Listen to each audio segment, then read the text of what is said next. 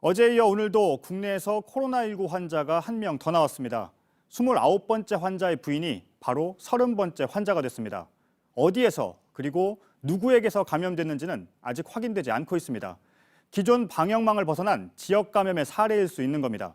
특히 29번째 환자는 병원과 약국을 10여 차례 넘게 다녔고 이 과정에서 100명 넘게 접촉한 걸로 나타났습니다. 해외에서 바이러스가 들어오는 걸 막는 데 집중했던 방역 대책도 지역사회 확산을 방지하는 쪽으로 옮겨가고 있습니다. 먼저 이한주 기자입니다. 29번 환자와 접촉한 걸로 파악된 사람은 114명입니다. 기침과 가래 등 증상이 나타난 5일부터 15일 격리될 때까지 10하루 동안 접촉한 인원입니다. 고려대 안암병원 응급실에서만 의료진과 다른 환자 76명이 29번 환자 가까이에 있었습니다. 나머지 접촉은 응급실로 오기 전 들른 동네 병원과 약국에서 이뤄졌습니다.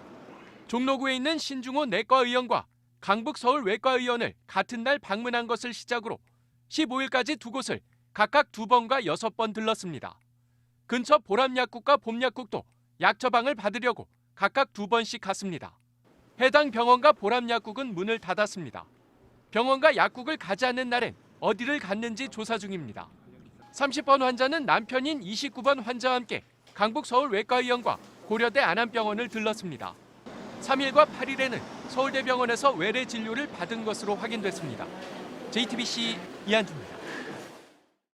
네, 그럼 두 환자가 입원해 있는 서울대병원으로 가보겠습니다. 배양진 기자, 환자 부부가 80대 그리고 60대인데 현재 상태가 어떻습니까? 네, 일단 29번째 환자는 알려진 대로 폐렴 증상을 보이고 있습니다. 환자 나이가 많기 때문에 혹시 병이 더 진행될지도 몰라서 의료진이 항바이러스제 치료를 시작했습니다. 부인인 30번째 환자는 어제 검사를 받을 땐 뚜렷한 증상이 없었습니다. 하지만 지금은 오한을 약간 느끼고 있고요. 약한 폐렴 증상도 의심이 됩니다. 네, 이 시각 현재 감염 경로 조사는 어떻게 되고 있습니까? 새로운 게 있나요? 아직 조사 결과가 나오지 않았습니다. 두 환자 중 누가 누구를 감염시켰는지도 아직 알 수 없습니다. 질본이 혹시 두 환자의 가족들 중에 해외 여행을 다녀온 사람이 있는지 조사를 해봤는데 역시 없었습니다. 네, 앞으로 조사는 계속 할 텐데 그럼 어떤 조사를 진행하게 되는 겁니까?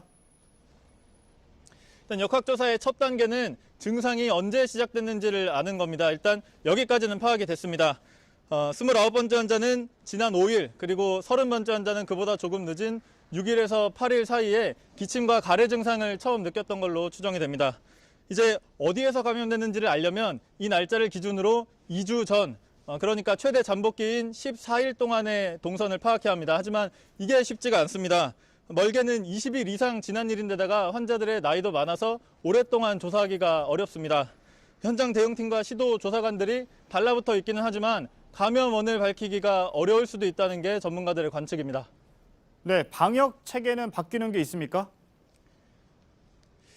일단 가장 걱정스러운 건 이런 환자들이 병원에 들어와서 바이러스를 퍼뜨리는 겁니다.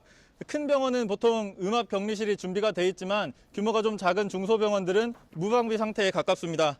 의심 환자에게 직접 찾아가서 검사를 하는 이동 검사팀을 만든다거나 의심 환자만 따로 진료하는 안심 외래 진료소를 만든다는 얘기는 나오고 있지만 정해진 건 아직 없습니다. 정부는 명확한 지침을 담은 의료기관 대응 가이드라인을 오는 수요일쯤 내놓을 계획입니다. 네, 한 가지 더요. 30번째 환자가 증상이 있을 때 서울대병원에 갔었다고 하는데 접촉한 사람들이 있었습니까? 근데 지난 8일 서울대병원 대한외래에서 소화기내과 진료를 받았습니다. 병원 자체 조사를 통해서 진료를 본 의사 등 의료진 2명과 원무과 직원 2명을 자가 격리 조치했습니다. 밀접 접촉자가 더 있는지는 방역당국이 조사를 할 계획입니다. 네, 서울대병원에서 배양진 기자였습니다. 환자들이 증상이 나타나기 전에 다녀간 곳에도 비상이 걸렸습니다. 노인들이 많은 곳이라고 하는데 감염에 취약한 연령대여서 우려가 더 큽니다. 윤재영 기자입니다. 오늘 29번째 확진자가 다녀간 의료기관 4곳만 공개됐습니다. 29번째 확진자가 이번 달 6차례 이상 방문한 병원입니다. 지금은 이렇게 휴진하고 있습니다. 모두 증상이 나타난 이후의 경로입니다. 하지만 그 이전 잠복기에 주로 다닌 곳도 비상입니다. 확진자의 집 주위에 민원이 발생했어. 자기네 위험하다고 해달라고. 집에서 가까운 경로당은 폐쇄됐습니다. 경로당엔 숭인동 코로나 발생으로 쉰다는 안내문이 붙었습니다. 확진자가 다닌 것으로 알려진 기원도 문을 닫았습니다. 확진자는 가까운 복지관에서 독거노인에게 도시락을 배달하는 봉사도 했습니다. 마지막 활동은 1월이었습니다. 발병하기 한 14일 이전의 행적 중에서 노인복지관 방문하신 것도 있고 그 활동 범위 내에서 유증상자가 있었는지 조사가 진행 중에 있습니다. 보건당국은 29번째 환자가 증상이 나타나기 전에 주로 활동한 공간에 고령자가 많다는 점을 주시하고 있습니다. 외국에 다녀오지 않았는데 걸렸다 그러더라고. 그래서 불안하지. 노인네들은 항상 위험해. 면역력이 약하잖아. 고령일수록 감염에 취약한 만큼 지역사회 전파 가능성을 염두에 두고 조사를 더 하기로 했습니다. JTBC 윤재영입니다. 이렇게 감염 경로가 확인이 안 된 환자가 나오면서 지역사회의 우려가 커지고 있습니다. 서울대 예방의학과 홍윤철 교수가 나와 있습니다. 네, 교수님 어서 오세요. 네. 네, 이번에 나온 환자의 특징은 해외에 다녀온 적이 없고요, 최근에. 그리고 또 이 확진 환자와 접촉했던 사람의 명단에도 없었습니다. 보건당국은 몇 가지 가능성을 놓고 조사한다고 하는데 어떤 가능성들이 있을까요? 다소 우려스러운 이제 상황이죠. 밀접 접촉자가 아닌 사람한테서 이제 병이 발생을 한 거죠. 아마도 감염 경로를 좀 더 자세하게 들여다봐야 되지만 지역사회에서 발병했을 가능성을 배제할 수 없을 것 같습니다. 예, 그러니까 지역사회에서 감염이 됐을 가능성이 있는데 아직 경로가 확인이 안 된 경우에면 이렇게 감염된 사람이 또 있을 수 있다는 얘기잖아요, 지금. 혹은 지금도 감염이 계속 확산되고 있을 수 있다는 얘기도 되는 거고요. 그럴 가능성을 항상 이제 염두에 둬야지 되는 거지. 지역사회 발병인데 현재까지는 그러나 지역사회에서 확산되는 그런 양상은 사실 나타나고 있지 않기 때문에 좀 더 신중하게 또 자세하게 봐야 할 필요가 있습니다. 예, 가장 큰 특징이 지금까지는 그래도 기존 방역망 안에서 일단 접촉한 사람 중에 발병이 됐잖아요. 그런데 이번에는 감염 경로가 확인이 안 된 건데 그렇다면 기존의 방역 대책 중에서 좀 어떤 부분을 수정해야 될까요? 기존의 방역 대책이 잘못됐다라고 볼 수는 없을 것 같고요. 또 하나는 또 환자의 발생 양상이 확산되는 경로에 있지 않기 때문에 기존의 방역 체계를 조금 더 적극적으로 보완하는 것이 현재로서는 적합한 조치가 아닌가 이렇게 생각을 합니다. 예, 그렇군요. 일단 정부는 해외여행 이력과 무관하게 원인 불명 환자에 대해서도 진단 검사를 할 수 있게 했습니다. 그리고 또 한 가지가 요양병원, 요양시설의 간병인을 대상으로 중국 여행력을 전수조사하겠다 이렇게 했는데 이 외에 필요한 대책이 또 있을까요? 사실 이미 정부는 증상을 가지고 또 의료진이 의심하는 경우에는 검사를 확대해서 이미 시행을 했고요.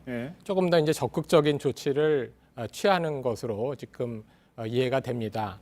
아마 그 발병의 추이를 조금 더 면밀하게 보면서 정책을 확대할지를 결정하는 것이 바람직하다고 생각합니다. 예, 지금 한동안 확진 환자가 나오지 않다가 이번에 경로가 확인 안 된 환자들이 나왔는데 혹시 이 서울 이 지역 말고 다른 곳에서도 이렇게 환자가 나올 가능성이 남아 있을까요? 항상 그런 가능성을 염두에 둬야죠. 사실은 서울에서만 지금 발병된 것은 아니고 지방에서도 발생을 했기 때문에 이제 그런 가능성을 염두에 둬야 되지만 또 너무 지나치게 확대해서 해석하는 것도 경계해야 될 것 같습니다. 예, 한 가지만 더 여쭤보겠습니다. 종로, 동대문 여러 곳 다녔고 병원과 약국도 있었습니다. 그럼 뭐 100명 넘게 접촉을 했다고 하는데 이 지역사회 감염 가능성 어떻게 봐야 될까요? 이 환자, 특히 29번 환자의 경우는 5일 발병을 했다고 보고요. 그 사이에 이제 많은 지역을 다니고 또 많은 사람 만났다고 보지만 오늘이 이제 17일이지 않습니까?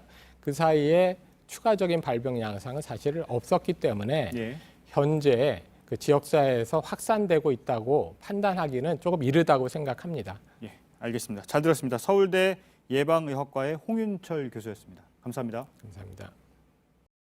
해외 다녀오면 출근하지 말고 자가 격리해라. 다만 본인 연차나 무급 휴가를 써야 한다. 일부 기업이 이렇게 무급 자가격리를 요구해서 직원들의 반발을 사고 있습니다. 근로기준법을 어기는 일입니다. 이호진 기자입니다. 대한항공 콜센터에서 일하는 A씨는 일본계 기업인 트랜스 코스모스 코리아 소속입니다. 대만으로 휴가를 간다고 했다가 황당한 회사 방침을 들었습니다. 다녀온 뒤 본인 연차를 써서 14일 동안 자가 격리를 하라는 겁니다. 제 연차지 회사에서 강제로 쓸 수 있는 게 아니다. 반박을 했더니 이제 그때는 그럼 너가 무급 휴가로 다녀와라. 이 기업은 연차를 적극적으로 사용하라고 권했는데 오해가 생긴 거란 입장입니다. 국내 한 건강검진 기관에서도 논란이 벌어졌습니다. 일본과 동남아를 다녀와도 증상이 있으면 2주, 없으면 일주일 출근 금지 방침을 세워섭니다. 모두 본인 연차나 무급 휴가를 써야 합니다. 이 업체는 건강검진 기관인 만큼 직원들 건강에 신경을 쓸 수밖에 없고 지시가 아닌 권고라고 했습니다. 억지로 연차를 쓰게 하는 건 근로기준법 위반입니다. 회사 판단으로 자가 격리를 지시할 경우 휴가가 아니라 휴업에 해당됩니다. 우선 일방적으로 휴업하는 경우에는 그 무급으로 쉬게 할 수가 없는 거고 그 해당 근로자한테 평균임금 70%에 해당한 수당을 지급을 하여야 합니다. JTBC 이호진입니다. 코로나19 때문에 승객이 줄자 항공업계가 정부에 SOS를 보냈습니다. 2001년 9.11 테러 때만큼 힘들다고 했습니다. 정부는 긴급 자금을 지원하기로 했습니다. 박영우 기자입니다.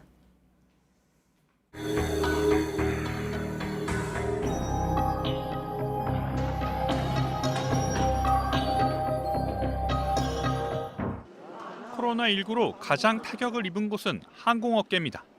이달 들어 열흘간 한중 노선 승객은 지난해 같은 기간보다 64%, 동남아 승객도 20%가량 줄었습니다. 최근 3주간 환불해준 항공권만 3천억 원 어칩니다.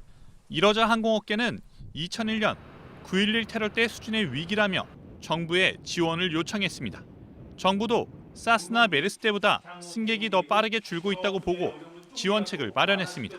시적으로 유동성 부족을 겪는 저비용 항공사에 대해 최대 3천억 원 범위 내에서 정책금융기관을 통한 긴급융자 프로그램을 마련하고 또 공항 이용료 납부 기간을 늘려주고 항공기를 빌려올 때 정부가 대신 보증을 서주기로 했습니다. 한중간 운송 물량이 줄면서 어려움을 겪는 해운업을 위해선 600억 원 규모의 긴급 경영자금을 만듭니다. 직원 월급을 제때 주지 못하는 해운회사에는 인건비도 지원합니다. 여행 상품 취소가 이어지고 있는 중소관광업계와 손님이 줄어든 외식업체에는 연 1에서 2%의 낮은 금리로 자금을 빌려줍니다. JTBC 박영우입니다. 더 비싸게 팔려고 이미 받은 마스크 주문까지 취소한 업체들을 지금 공정위가 조사하고 있습니다. 일반 소비자들은 조금이라도 싸게 구하려고 홈쇼핑을 찾지만 그마저 쉽지 않습니다. 이세누리 기자입니다. 공정거래위원회는 온라인 쇼핑몰에서 마스크를 판매한 업체 3곳이 법을 어긴 것으로 보고 있습니다. 한 업체는 코로나19 때문에 마스크를 찾는 소비자가 크게 늘자 보름 동안 받아놓은 주문을 일방적으로 취소했습니다. 무려 12만 장입니다. 가격을 약 2,000원 올린 다음 13만 장을 다른 소비자들에게 팔았습니다. 재고가 있음에도 일방적으로 취소하고 또 거기에 따라서 다른 가격을 인상해서 다른 소비자한테 판매하다든지 이런 행위들이 법이 오늘도 익명 채팅방엔 KF94 마스크 300만 장을 팔겠다거나 매일 20-30만 장씩 공급할 수 있다는 글이 실시간으로 올라옵니다. 이렇다 보니 일반 소비자는 예전처럼 온라인으로 저렴하게 마스크를 사기가 어렵습니다. 홈쇼핑 업체들도 판매에 나섰습니다. 하지만 마스크를 충분히 구하지 못해서 오히려 소비자 불만을 키웠습니다. 모레는 공영 홈쇼핑에서 마스크 15만 장을 풉니다. 하지만 판매 시간을 알리지 않고 생방송 중에 전화 주문만 받는 게릴라 방식입니다. 이 방식으로 오늘 손소독제 2만 개를 팔았는데 10여 분 만에 매진됐습니다. JTBC 이세누리입니다. 중국에서 들어오는 유학생들을 어떻게 관리할지를 놓고 정부가 고민에 빠졌습니다. 기숙사 말고 학교 밖에서 생활하는 유학생들은 통제하기가 더 어렵고 유학생들이 스스로 격리를 안 해도 강제할 수도 없습니다. 대학들은 정부가 책임을 떠넘기고 있다고 했습니다. 박상욱 기자입니다. 국내 대학에 유학 중인 중국 학생들은 7만 명에 달합니다. 이 중 19,022명은 이미 입국했고 5만여 명이 개학 날짜가 다가오면서 들어올 준비를 하고 있습니다. 교육부가 한 학기 휴학을 권고했지만 입국이나 등교를 막을 법적 근거는 없습니다. 유학생들이 공항에서 자가진단 앱에 입력한 내용을 각 대학이 확인하고 14일 동안 스스로 격리에 들어가도록 했습니다. 하지만 2주간의 격리는 말 그대로 강제성 없는 자율 격리여서 강제할 수는 없습니다. 등교 중지, 외출 제한에 해당되는 내용입니다. 따라서 저희가 법적으로 강제로 모든 중국 유학생들을 자가격리한다는 내용은 아님을 우선 알려드리고요. 방역에 한계가 있을 수밖에 없는 겁니다. 그나마 기숙사에 격리돼 있는 학생들은 어느 정도 통제가 가능하지만 원룸 등 학교 밖에서 자취하는 학생들은 관리가 힘듭니다. 전화를 걸어서 모니터링 정도 할 수 있는 정도밖에는 없고 학교 출입도 사실 실질적으로 직접 통제하기는 조금 곤란한 상황입니다. 학생들이 교직원의 전화를 받지 않고 자유롭게 거리를 돌아다녀도 마땅한 처벌 규정도 없어 혼란은 커질 것으로 보입니다. JTBC 박상욱입니다.